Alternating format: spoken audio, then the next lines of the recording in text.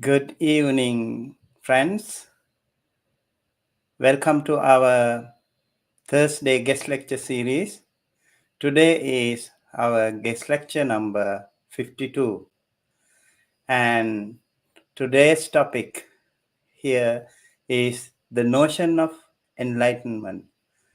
I think you will be very happy to hear the topic itself, the enlightenment. Everyone likes to talk about the enlightenment. And here, the notion of enlightenment is something that everyone is trying to make sure or trying to learn. And sometimes people think like the enlightenment is far, far away from them. There can be a lot of misconceptions about the notion of enlightenment. And so we can really talk about this thing. That will be really helpful. So um, for us to discuss about this from, again, a different perspective, from another Buddhist perspective, Buddhist point of view, from Zen, as a Zen teacher, we do have Reverend Sensei Seiso Chuga today with us. He was with us several weeks already. Thank you so much for joining us today.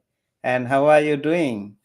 Oh, very well. Thank you. And thank you for all the work you did to produce this very informative series. Yeah, that's right. And we are into guest lecture number 52. And I'm sure our friends around the world have been benefited.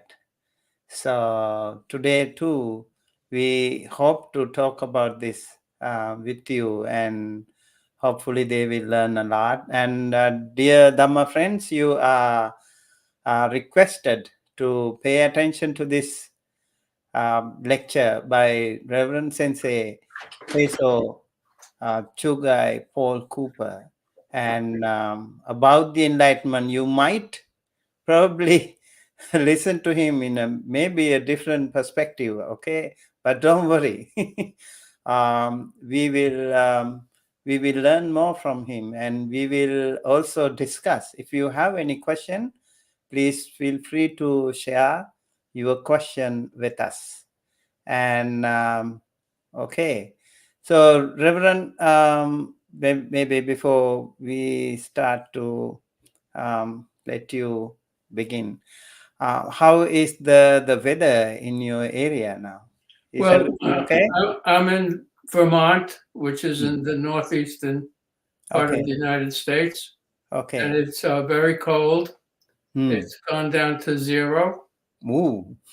And so we're staying indoors mostly. Yeah. And we had a big snowstorm on Tuesday. Okay. But that's life. That's reality. Right. So compared to Beaumont, I think we in California have a wonderful weather. Really nice, very pleasant. Sometimes, like in the night and the morning, it's little cold, but still, I think bearable. So I know, like in the eastern part of the country, has been hit with some storms. So we wish and pray that all the people there in the eastern part and the other Midwestern, Mid America, all the people who have been affected with cold waves, hopefully they will be fine. May they all be well, happy, healthy. Yeah. Okay. And keep everyone who's suffering in our thoughts. Right. So apart from you are also a Dharma teacher, right? Yes. So would you like to say something little more about maybe your daily practices or your affiliation with your community and what you do as a Zen teacher. Sure. I founded a community in upstate New York about 15 years ago, I think. We call it the Two Rivers Zen Community. And before COVID, we had a temple, and we have a practice a few times a week, and every Sunday we'd have a practice of meditation for half an hour, and we would have a service, and then we'd have a Dharma talk, question and answers, and a fellowship time where, we'd have tea and just have an opportunity to talk. But after COVID, the board of directors decided to give the temple up and not pay rent because it was a rented space. Okay. And we went online. Okay. So online we have actually more attendees than we had in person because people could come onto Zoom from, all over the country, even in other countries. So I imagine that's similar to what your situation, to have so many participants that could listen to the Dharma. Yeah. And so we have meditation 7 days a week at different times each day, and mostly in the morning, but also in the evening on a couple of days. And we have a Sunday service and a Dharma talk. I'll be giving a Dharma talk this Sunday that I'm calling Practicing in the Ghost Cave. Ghost Cave is an old Zen Buddhist image and a metaphor for the world. So we do that, and we have retreats, usually weekend retreats at a Zen Buddhist temple that we will arrange with them to have to use the space for the weekend usually. And the last retreat we had was in October, and I actually we had a ceremony called Descending the Seat, and I stepped down as the guiding teacher. My Dharma successor, we had Ascending the Seat ceremony, and she stepped up to take over. So she takes care of the day-to-day activities and scheduling and everything. And in the Zen tradition, we have what we call dokusan, and that means it's a practice interview, private interview with the teacher. And I conduct those interviews by appointment with my senior students. Oh, that's wonderful. And people getting ready to take the precepts. And as new students come, my successor will she'll offer the dokusan interviews to the newcomers. And the realizational studies, that's we have special retreats for mental health practitioners, psychotherapists, psychoanalysts, guidance counselors, where we have a traditional Soto Zen Buddhist retreat structure, but the Dharma talks and the question and answers center on how we could understand the Buddhist Dharma, how that would inform our work as psychotherapists. So, and we used to hold them in New York at the Garrison Institute, which it's a big retreat center in New York State. And now do you work there also as well? Excuse me? Do you work there as well? No, I don't work there. Okay. I work privately. In Vermont, I work privately as a psychotherapist. And nice. As a Buddhist counselor. And we moved here about 2 years ago, so I haven't established anything here yet. Okay. I have there's a group nearby that I practice with sometimes. Wonderful news. So I would like to request our friends who are connected with Dhamma USA. If you are around Beaumont, yeah, you have a wonderful teacher, a friend, and also a psychotherapist. So please stay in touch with him, uh, get in touch with him, learn from him, and yeah, I think you will also find him very helpful friend and a counselor. Thank you. And one other teaching activity I have is I write books about Zen Buddhism and psychoanalytic therapy. Okay. So Okay. that occupies a lot of my time as a teacher. Wonderful. That's how Beth Jacobs, who introduced us, Oh, okay. Okay. she's a psychotherapist also. That's how we Yeah, know she's each a other. good friend of ours too. She's a Yeah. lovely person. Oh, yeah, that's right. So, Yeah, Dr. Beth Jacobs have been working with me, helping me also in my my dissertation. She's really a oh, wonderful, wonderful friend. Yeah. what's the subject of your dissertation? This is the topic. So my subject is philosophy of Arahanta ideal as depicted in Mahanidesa. So I'm very interested in the topic, enlightenment. It's the Okay. Arahanta.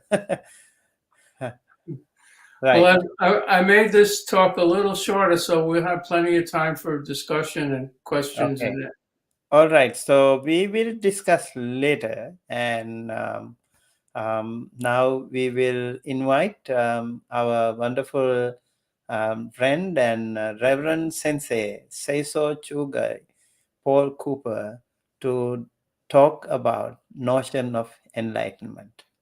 Thank you so much. thank you.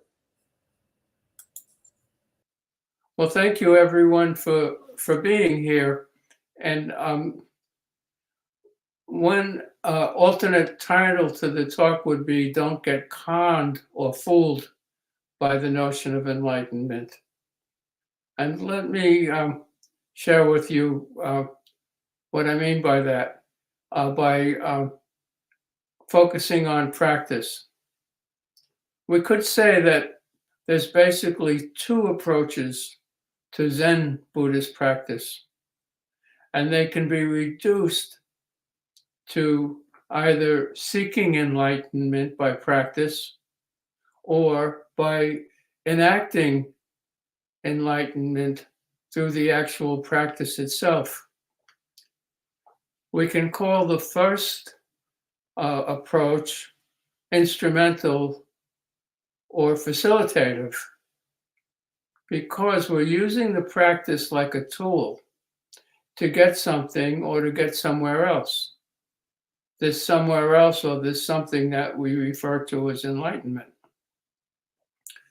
We can call the second approach expressive or an enactment ritual because we are already enacting our original enlightened nature by the basic fact of practice.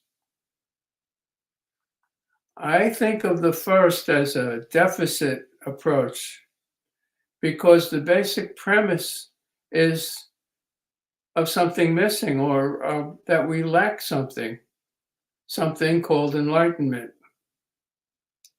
We lack enlightenment and we have to strive for it in one way or another. The second approach, by contrast, can be described as a fullness or an abundance approach because we realize that there is nothing to seek.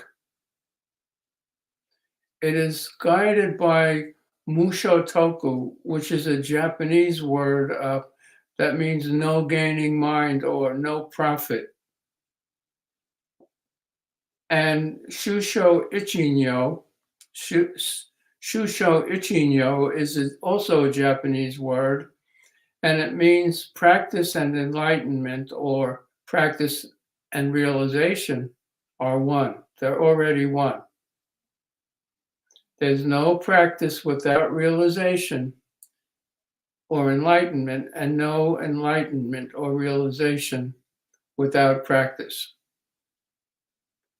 The something lacking approach is subject to what we could call an objectification or a reification, meaning that we turn the notion of enlightenment into which is an abstract concept or a notion, we turn it into a thing or an object or a state of mind or a something that we seek and that needs to be found. By abstract concept, I mean enlightenment is whatever we imagine it to be or whatever we have been told it is or what we read about it. Either way, we impose this concept onto reality and we start to look for it. In this regard, it's practice based on a dualistic assumption, which involves a split. Now, from this particular Zen perspective, the Soto Zen perspective really advocates a radical non-dualism. But the split is between not having and acquiring, or being deluded and being enlightened. The second approach, on the other hand, the abundance approach, is expressed as an action through our practice, is an action already, and as a relationship to all being. We could say that the first is about a state of mind, and the second approach is about lived relationships. Relationships to ourselves and relationships to others. On this point, from the non-dualistic point of view, there was an influential Soto Zen Buddhist teacher who lived in the 19th century in Japan, and his name was Nishiari Bokusan. And he points out the discrepancy with this deficit view with this comment. What is it that we are deluded about? And he answers, enlightenment. And then he asks, what is it we want to become enlightened about? And he answers, delusion. So in this way, he cuts through the illusion that delusion and enlightenment are different states of mind or different states of being. Now, the 20th century Chinese Chan Buddhist teacher, Sheng Yen, who's very influential in the United States, expresses it this way. However, the approach to practice espoused by the Chan school dispenses with all conditioned views and expedients and advocates direct identification with the enlightened nature of mind and the world, just as it is. There is no delusion to remove and no enlightenment to attain.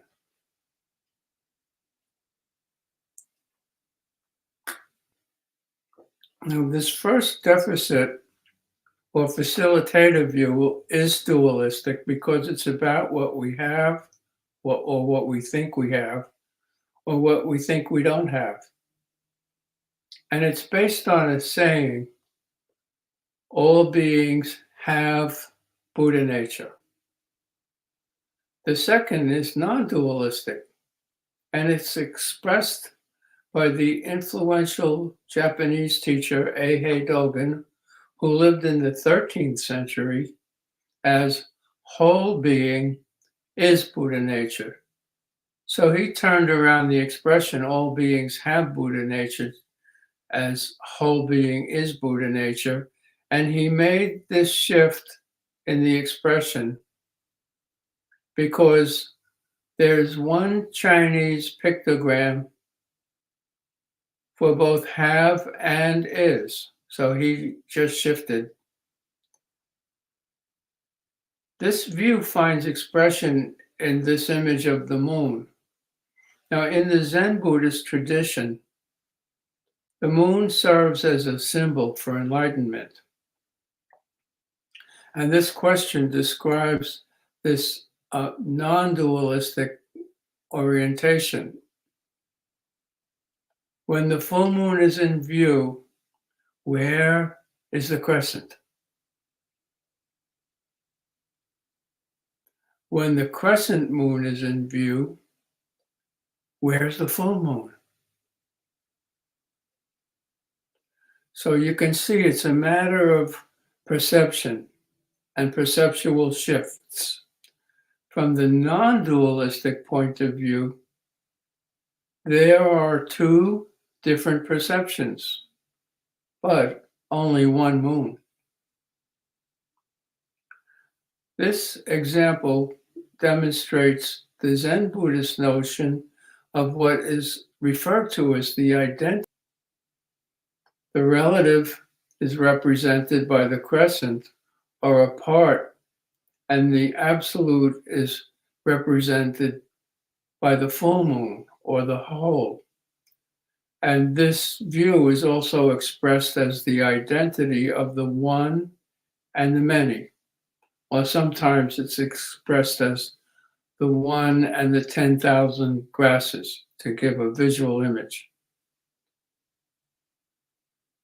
Now, this is a contradiction and a paradox that can't be resolved by the intellect or by reason.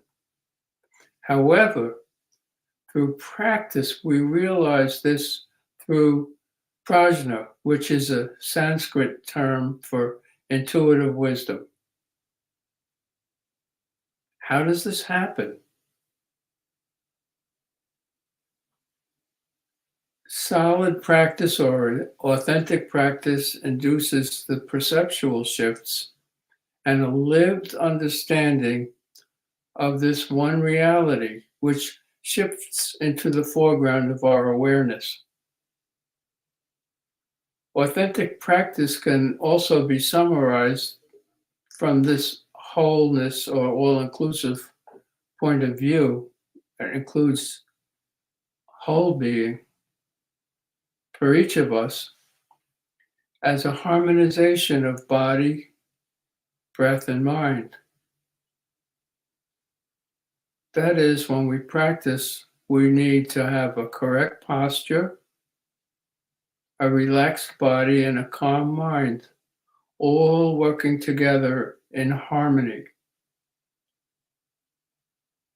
The 12th century Chinese Zen teacher, Hongqi, describes this as silent illumination.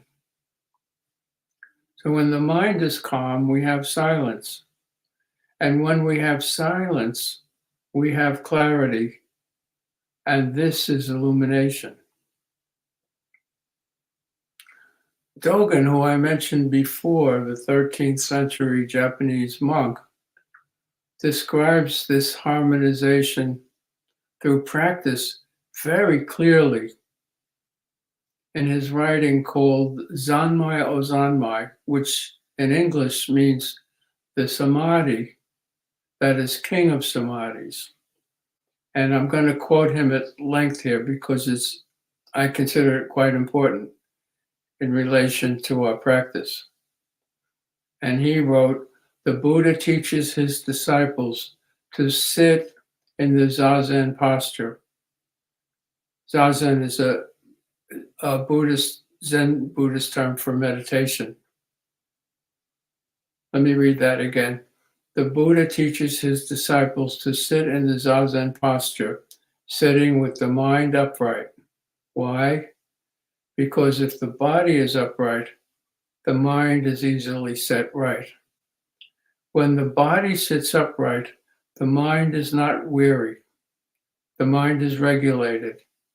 The intention is right. And the attention is bound to what is immediately present.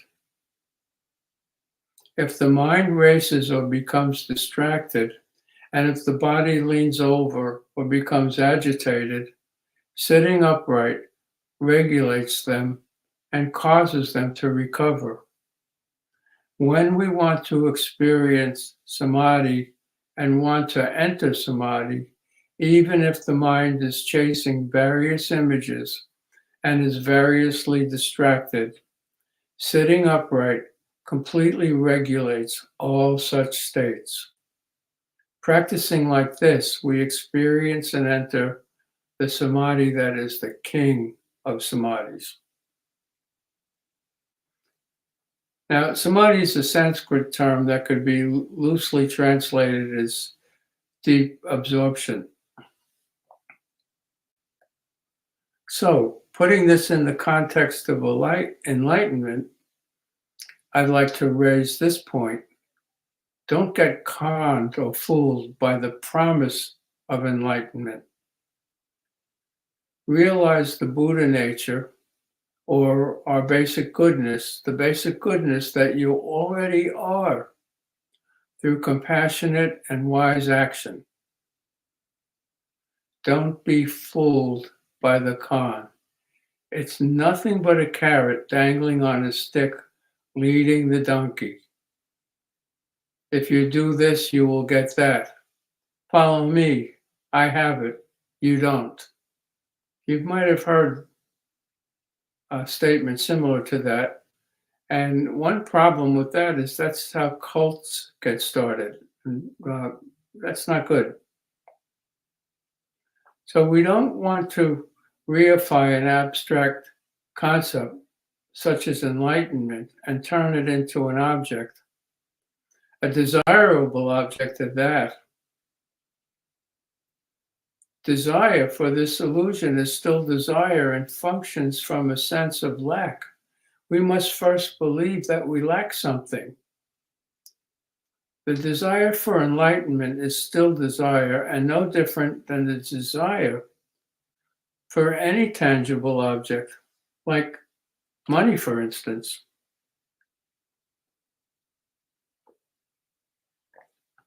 Shikantaza, or the Zen practice of just sitting, guided by Mushotoku or no gaining mind, functions out of fullness and abundance, not lack. In the Heart Sutra, it is written that form is emptiness and emptiness is form. Emptiness is fullness, abundance, infinite becoming. Sometimes it's described as the pregnant gourd. Sometimes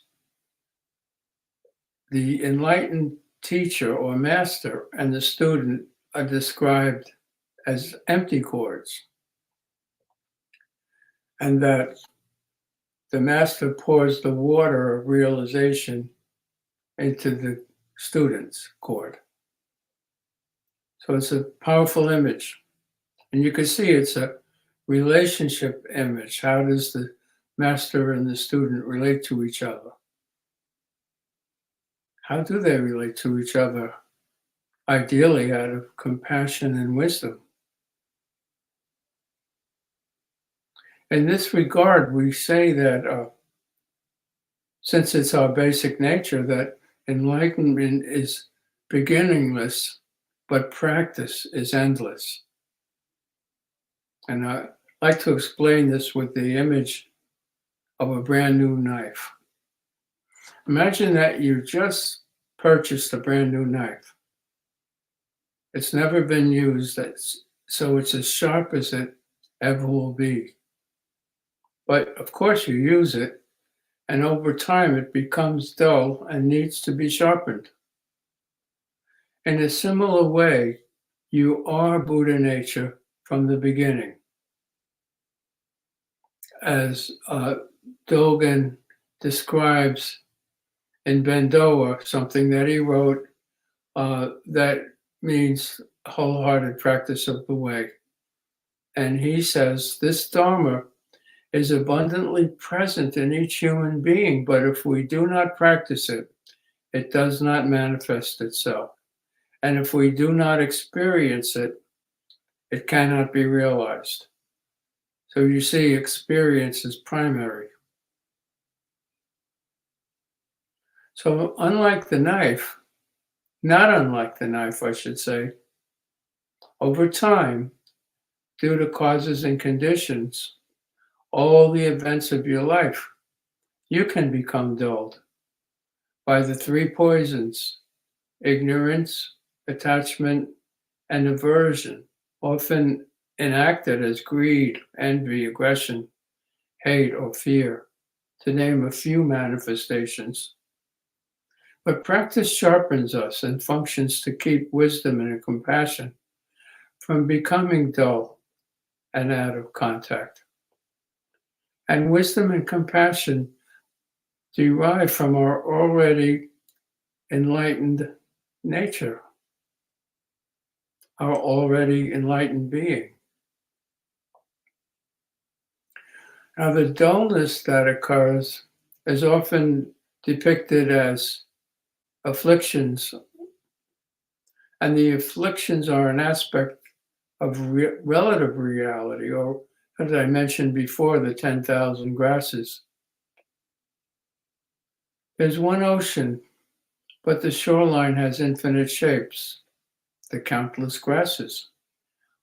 Alterations in perception bring the experience that we are all connected as one into the foreground of our lived awareness. Now, we're not talking here about two different realities, one characterized by afflictions and the other experienced as, say, nirvana. The Lotus Sutra, which is a very influential teaching, teaches one reality. So, when you practice meditation, just sit, nothing else. Maintain a sense of presence. Drop the sense of seeking out anything. By this, I don't mean becoming lazy or complacent. That's not it either. We maintain a correct posture with a relaxed body and a calm mind. A calm mind doesn't mean no thoughts, although we might experience no thought mind from time to time. That's true. But rather, we're shifting our relationship to thoughts to a non-judgmental awareness of the rising and dissolving of all experience, including thinking, without attachment, without aversion, without judgment, just sitting and just noticing what's going on. And this will, over time, opens us up to a deeper sense of peacefulness and ease that's always been with us all the time. Thank you.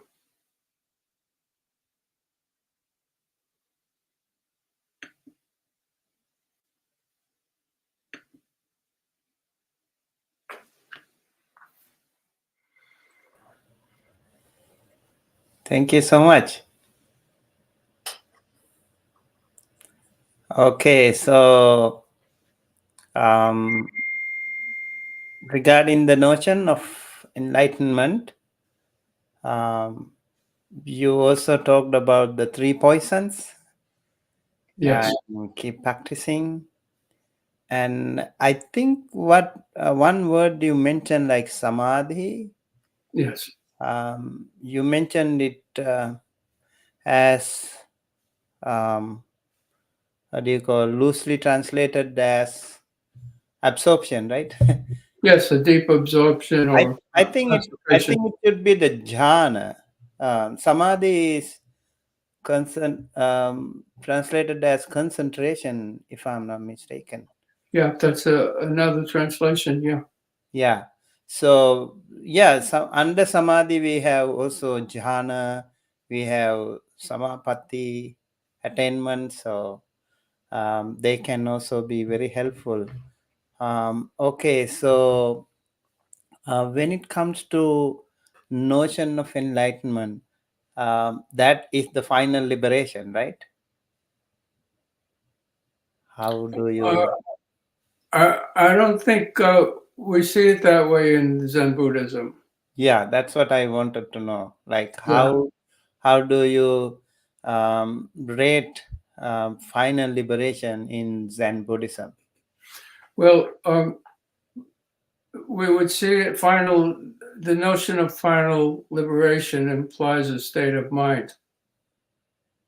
And since we're not seeking a particular state of mind, we're dealing with the reality that's happening. And then the question becomes the relationship to that reality.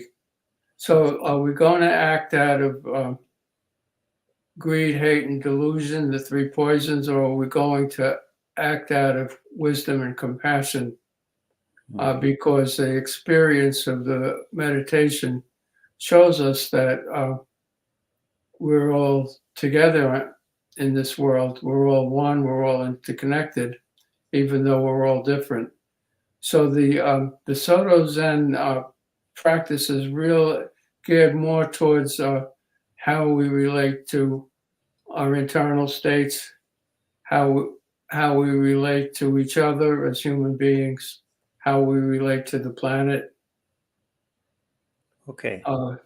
So if there's any sense of liberation, it's the sense of peace and well-being that comes from how we conduct ourselves in those relationships.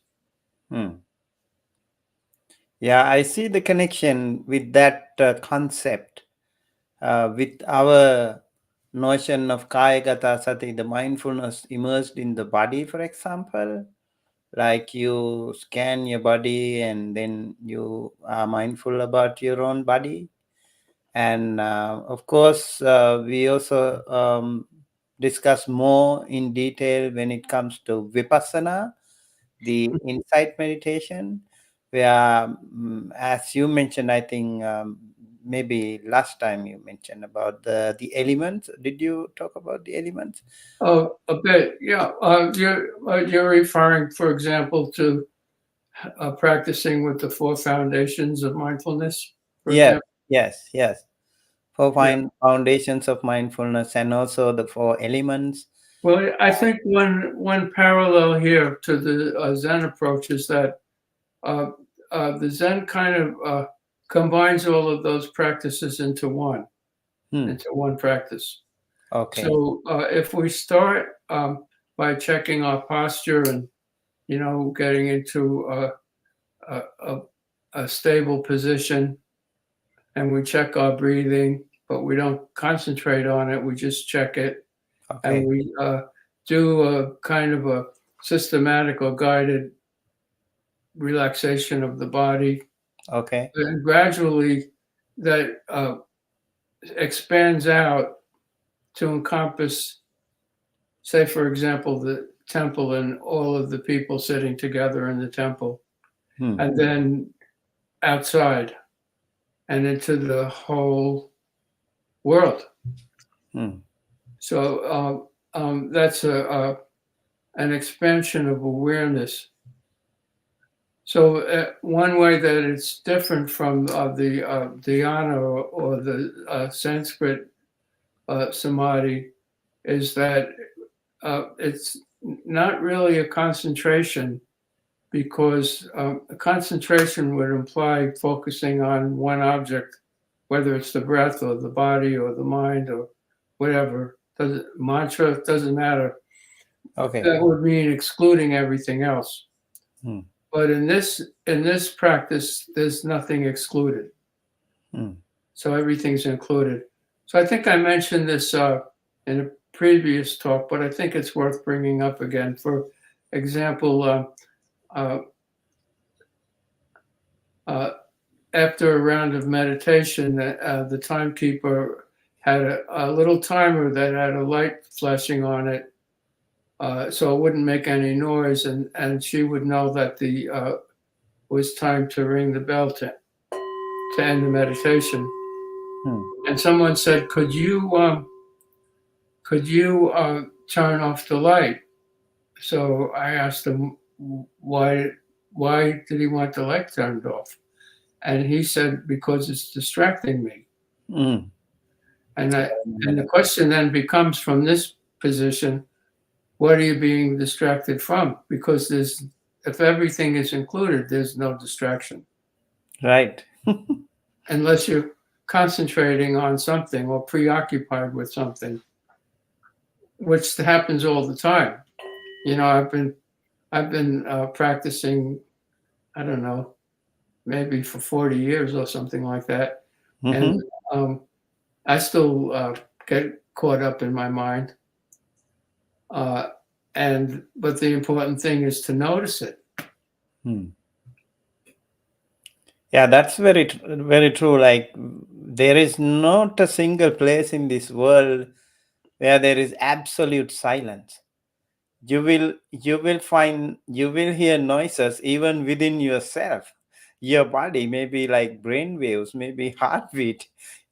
Your functioning of the body, those subtle noises will be very visible, very imminent to you when you close your eyes. But So they become magnified, would you say? They that's become, right. when we Like meditate. the ticking of the clock, right?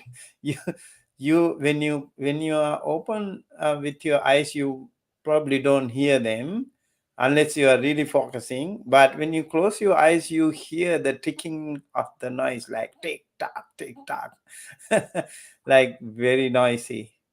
Yeah, so it's really important, as you mentioned, like how we want to focus, want to practice without being disturbed. I personally remember one time I went to on one of my birthdays. I went to the beach.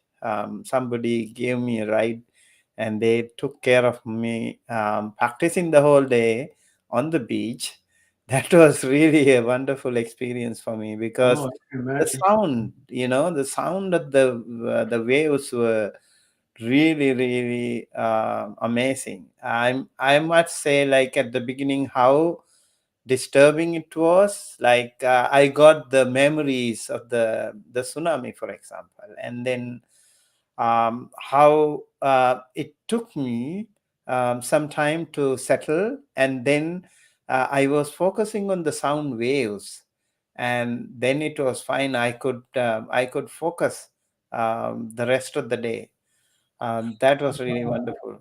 um, and when we were also practicing in New York, we were practicing meditation as a group, right in the middle of the Union Square Park. So it was really wonderful too. You hear the the vehicles passing by, a lot You of hear people everything. talking. Yeah, so you really have to focus, and then you have to concentrate and not really being worried about what's happening around, right? So Right. being, It's all part of the reality of the moment. yeah.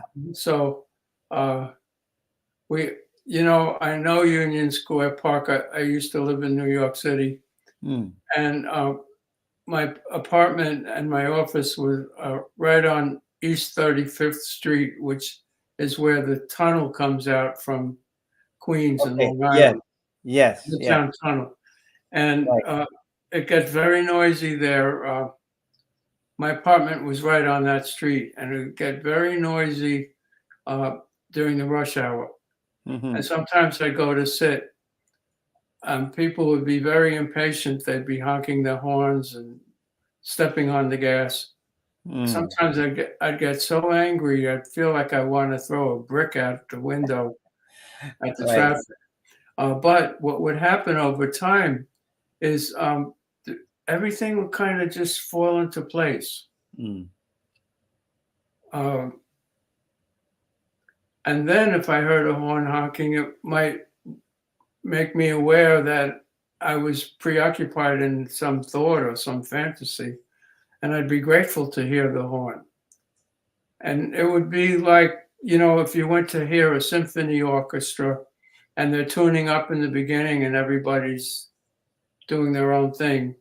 But once the relationship is so important, because once there was an alteration in perception from the sitting practice, everything would seem to fit into place, and it wouldn't sound like noise anymore. It would just be part of the environment. Yeah, I also remember one time when I was practicing, I attended a retreat in Big Bear monastery, meditation center, and that time there was a wind, a gust of wind all throughout our retreat. It was a 10 days retreat, and Mm. it was really noisy and very disturbing, and the wind was blowing so intensely, and sometime I felt like, okay, I will be swept away. you know I will be floating in the sky, and things like that happen. And then I also felt like, wow, how to focus on our meditation, how to concentrate without being panicking, or do we have fear or anxiousness or something like that. So, how And would you practice in that situation? yeah, and that time, it again, just like in on the beach, it took me a while, and then I found how to let it go and then keep practicing. And it's okay, even if I'm floating, it's fine. you know and then I was able to practice. I was able to concentrate, and that sound of the wind was not disturbing me anymore. So, your Yeah, relationship to the sound of the wind changed, right. would you say? And why do we have it? Like, as you mentioned, the three poisons: greed, hatred, and delusion. So either greed and delusion combined together, or hatred and or ill will and delusion combined together. So that really, is playing a bigger role in meditation when we have things like that. One more Yeah. time, Reverend Seiso, I remember when I was practicing in Tudong practice. Actually, we were walking in the along the streets, and also we were sleeping in the jungles. And then when we were inside the tents, like unknown territory, and it was again in the middle of the night or something, like when it is dark. It was really interesting how, like, what would happen, like our very simple tents, anything could happen. A jungle, wild animal, or whatever, could happen. And again, at the beginning, it was disturbing. It was mind shaking moments. And it took me a while, and I was focusing on dependent origination. It really helped me. Like when I was focusing on dependent origination, the fear factor did not come to me anymore.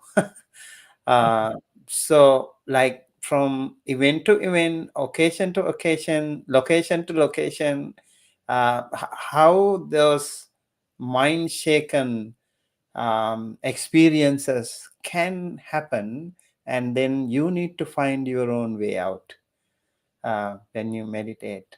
Yeah, very interesting. um, I'm sure you have some experiences like that too with your practices. It's true, and again, the one way that we work our way through those situations is just to uh, notice what's going on without judgment or evaluation. And one way is to just to go back to the basic fact of sitting again, with the body, and let the body ground you. Ground. I ground myself with the body, and that's uh, because very often, if you notice the posture when you're in a troubled state of mind, you're not in an erect proper sitting posture. You're probably slumped over or a little to the side, or your shoulders are tense, or and as soon as I would raise the statement, basic fact of sitting, the posture will adjust itself, and then we can kind of start all over again. The other practice is at the beginning to take a breath, and it's called exhausting the breath. Take a nice deep breath, full breath in, but without straining, and then exhaling it so that the abdomen contracts till the last breath of air goes out, and then naturally the next breath of air will come in by itself. And it helps us to have a more passive relationship to the whole process. Because now it's the breath is breathing the body instead of the body breathing the breath. So sort of is one way to describe it. The other practice we have to ground us in the beginning is the timekeeper rings the bell 3 times.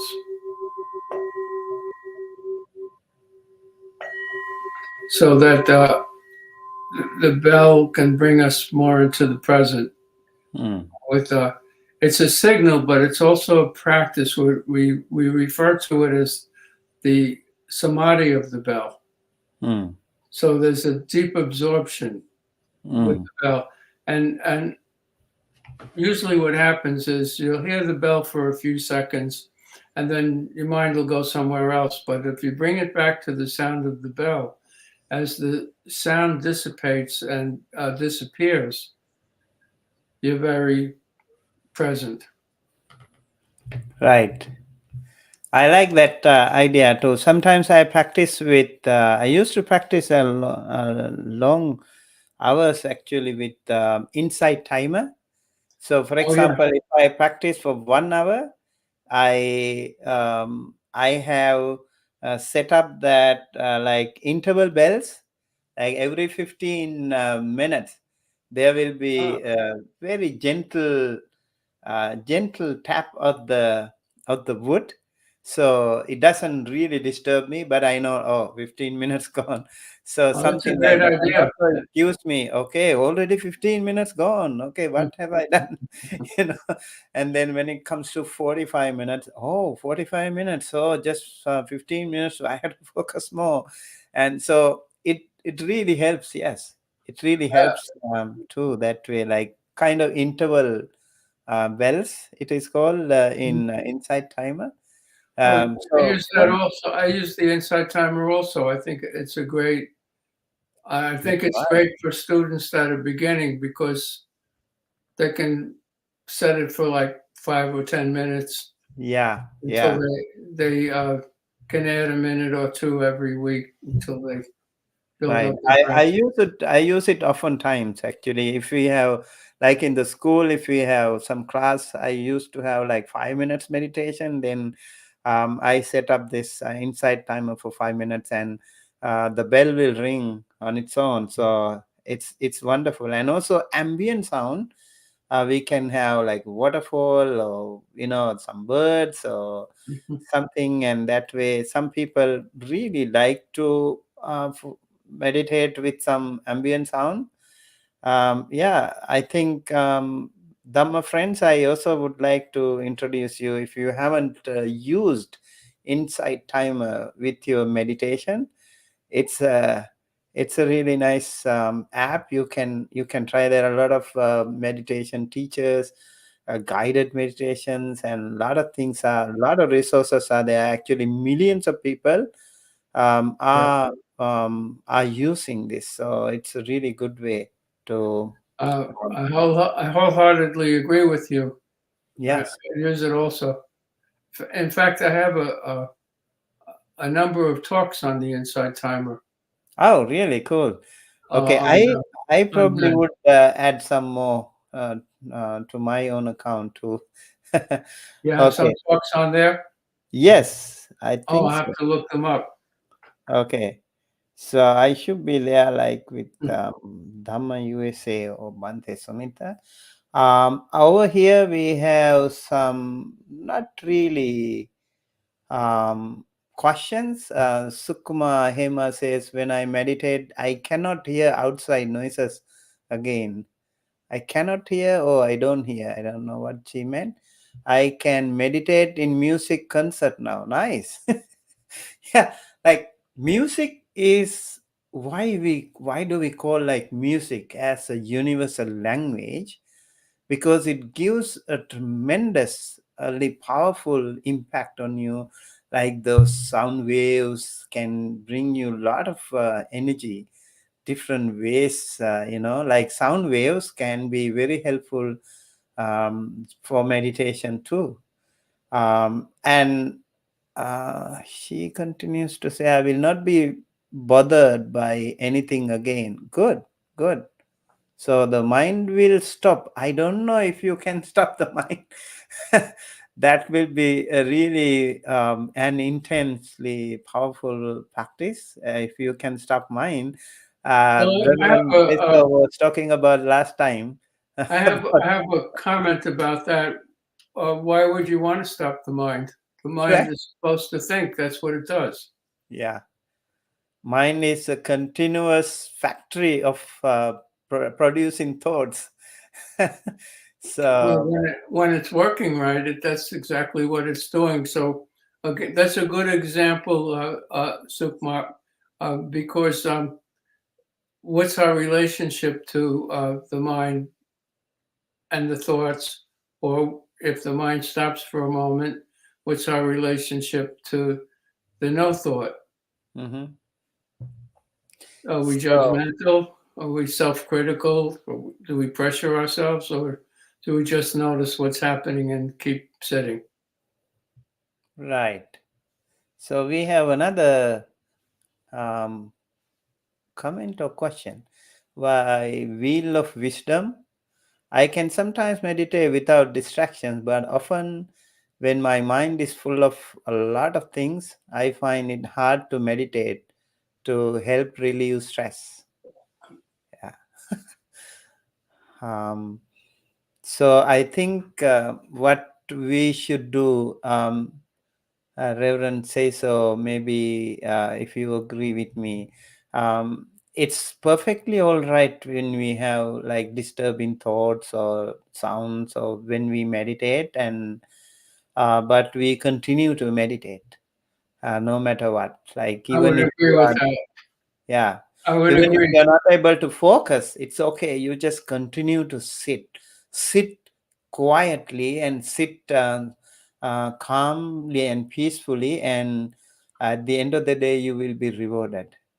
It's about our habit and our brain waves and our internal system will be attuned to that, and our body the posture will be more flexible, and eventually this sitting meditation can be a really wonderful way to cope up with our day-to-day storms.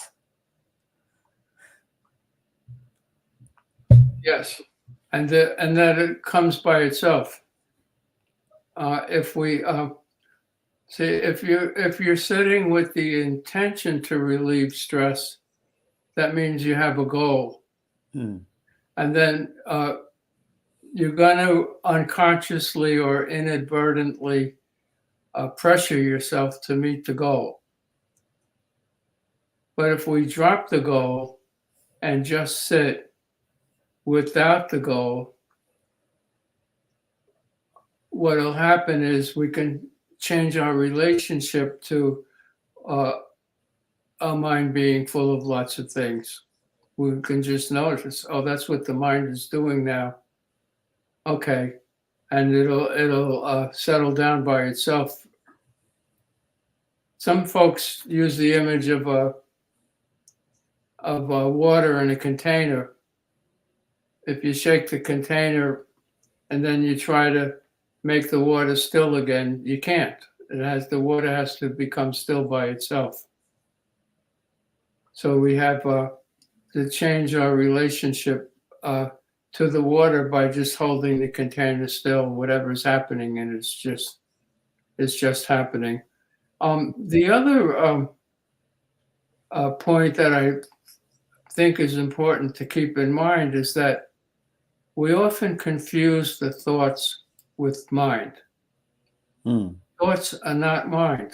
They're the objects of mind or the products of mind, just like sweat is not the body, but it's a product of the skin or of the body when we exert ourselves. But the mind itself is a clear and empty and infinite. So we have a tendency to attach ourselves to the thoughts. And then we have a tendency to judge them. Good thought, bad thought, enlightened thought, deluded thought, scary thought, seductive thought, all different kinds of thoughts, but good thought, bad thought. But what we forget is that the judgment is also a thought. It's a funny thought because we give more credibility to the judgment than we do to other thoughts. And then we reify it or solidify it into the judge. And that judge can be a persecutor. And when that happens, we get stuck. We start to pressure ourselves. We start to devalue the practice. Oh, this is no good. It's not helping me. Oh, I'm no good. I don't know how to do it. And we lose track of the basic fact of just sitting. Like the way Reverend Bhante described at the beach, that at first the waves were creating a problem. But after a while, the relationship to the waves shifted and everything became very pleasant. But he had to sit through it for that to happen. Or the traffic sounds, or the sounds at Union Square Park. The other physical practices, if the mind is so full of so many things, it's very easy to get caught up in them if your eyes are closed. And in this practice, in the Zen practice, we sit with our eyes slightly open. It helps to ground us in reality. When we close our eyes, we can get more calm sometimes, but we also start to daydream or let our thoughts take over. So when that happens, it could be helpful to check your posture and sit with the eyes slightly open at about a 45-degree angle to the floor and not really focusing on anything. Could call it a soft gaze. You're just putting the eyes somewhere. Like you were reading a book and you finished reading it, so you put it up on the bookshelf. So you're not using the book, you're not using the eyes. And what will happen is sometimes you'll notice that you see the floor in front of you, and much of the time you don't. It's the same with sounds. I'd like to share this one more example. I'm sure you've all experienced this. You're reading a book and you have some soft music playing in the background. Sometimes you're not deaf, but sometimes you don't hear the music. Why? Because you're concentrating on the book. And then every once in a while, you notice the music playing. And sometimes you read a sentence in the book and you didn't know what you read because your mind went somewhere else. So it's the same with having the eyes open. Sometimes we see the floor and sometimes we don't. It depends on what consciousness is operating in a given moment.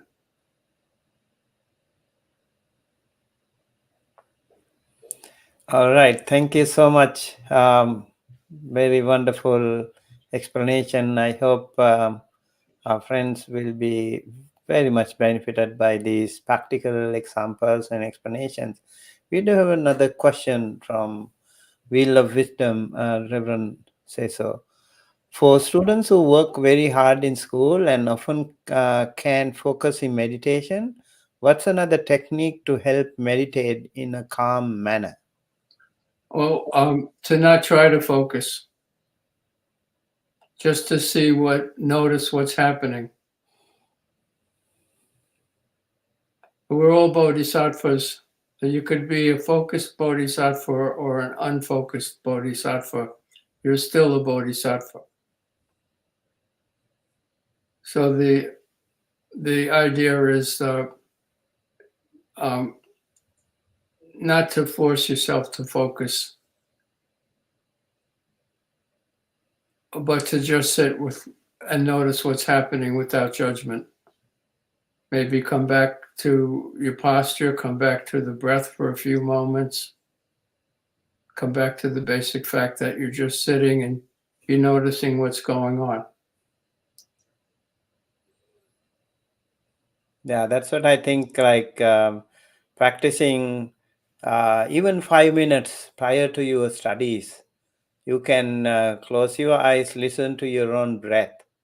That will help you calm down physically and mentally, and then you should be able to focus more better. And I think all the students, young people who are so much distracted by social media or some smartphone or games or whatever, like also a very active lifestyle if you have, it's natural. Like when it comes to study in the library, I've seen myself like falling asleep at the library when your body needs some rest. So you really, when it comes to the studies, you have to focus, and all the tiredness, tedious things will stack on each other, and then it will be hard for you. So you need to find a good time to meditate, and also find a good time to study. That way your meditation and studies both can be beneficial. You should schedule, you should plan, organize yourself even in meditating and studying. I think you're raising a very important point of the right time. Mm-hmm. We could add to that the right environment also. Okay, so Reverend says, so like, do you recommend any particular time of the day or any time? Well, it's different for different people. I'm a very early riser, so if I meditate in the evening, that's already a very long day. I might drift off. Mm-hmm. But I like to meditate in the morning. Mm. It's the best time for me. Now, someone might have noon might be the best time for them, or the evening might be the best time. But for me, it's in the morning. So the first thing that I do when I wake up is I put some cold water on my face, drink a glass of water, I set my insight timer and sit down and meditate on my cushion. You are using Inside Timer too. Yes, I use it every day. Mm. And then that's considered in many traditions, early morning is considered very spiritual time. Right. What I like is, like as Reverend Bhakti was saying before, there's no silence anywhere. But at least early in the morning is a little quieter than other times, and Definitely. that feels good. And so it's kind of a spiritual time in some traditions, but also it's important to the way it's taught in the Zen tradition is you shouldn't meditate in the dark. You shouldn't meditate if it's too light out, too bright, with bright lights. So everything is the middle way, Mm. moderate, and it shouldn't be too cold or too hot. Mm. So, now that it's winter, when I get up in the morning to meditate, it's dark out. So Mm. I put a soft light on, Mm. and if it's very cold, I have a winter robe that I'll wear, a winter meditation robe, Mm. so that I don't get too cold or too hot. Right. So these are important factors for like beginners or just average meditators.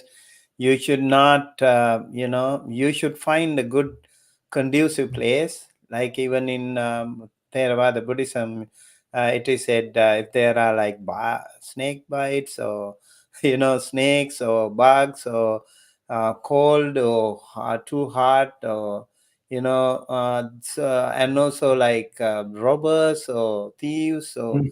like if they are like wild animals, all those things can be there sometimes, so you have to also find a suitable place for you to meditate. That's important to find a place. And once you are a seasoned or an experienced meditator, you should try anywhere. It's fine, like even on the snow. That's why like I actually encourage people to practice in a quiet place to begin with, and then you also should not practice only at the same place only when it is so quiet. You should also try practicing in different locations and different occasions, so your mind will be trained to get exposed to different experiences. That way your meditation can be stronger and powerful. I remember Reverend Senso, there was a um, I heard a story like a meditation center in Myanmar, like right next to the railway station. The monks would like sit like rock solid, and they were not disturbed at all. So so how you are used to it, you become familiar with that. That way your meditation can be improved. That's a good advice. Also, it's important to wear loose, comfortable clothing. Yes, yeah, that's right. If you practice like sitting, like maybe like hard clothes like jeans or something would be like denim. It will be difficult for you to sit cross-legged, and then you need to have yeah, like loose clothes. And then if you practice as a group, then every time you stand and the other people will be disturbed with your clothes. So And also, if you're practicing with a group, to be respectful of the other meditators, to wear modest that, clothing of yeah, solid colors, for example. yeah, definitely that will be really um, helpful.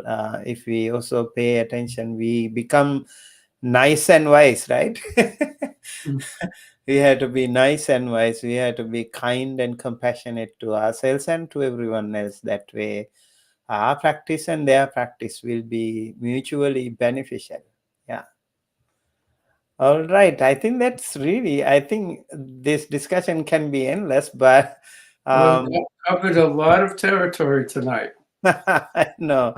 And also, like, I got lot of questions and comment from Sukuma, Hema, and Wheel of Wisdom, and there are quite a few other people as well. Thank you so much, everyone, for joining us today, and we really appreciate your participation and actively engaged in with the discussion. And so we would really be very happy to hear from Reverend Sensei one more time, maybe more, of course, and in future as well. And thank you again for sharing your wonderful wisdom for the benefit of everyone. And I personally think we have to be open.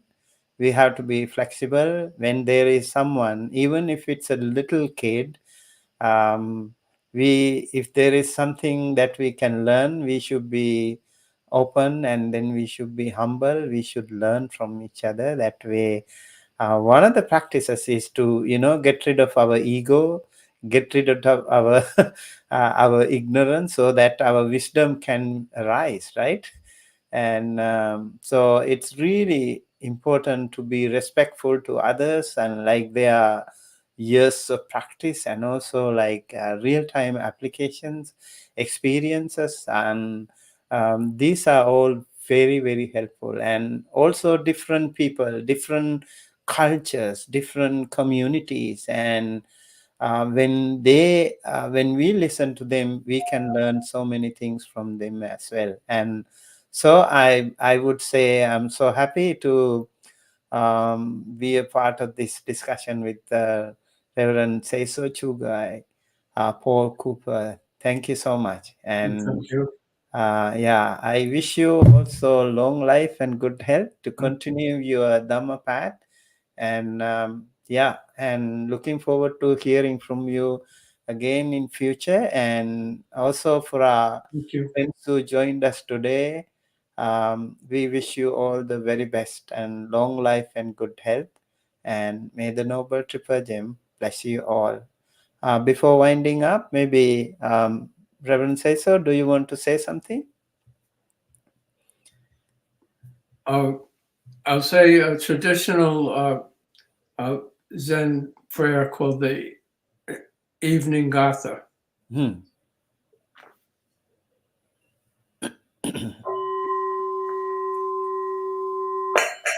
Let me respectfully remind you that life and death are of supreme importance. Time quickly passes by and opportunity is lost. Each of us must strive to awaken. Awaken. Please know, my friends, that as this night passes, our days are diminished by one. Do not squander your life.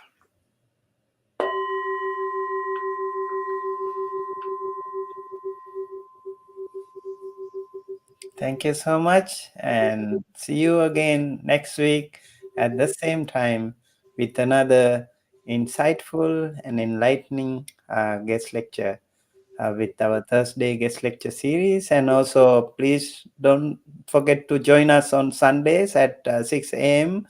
PST with monks and nuns sharing their wisdom. And apart from that, we also share we are going to start our online Pali class soon, and with more exciting events and online teachings for the benefit of all of you.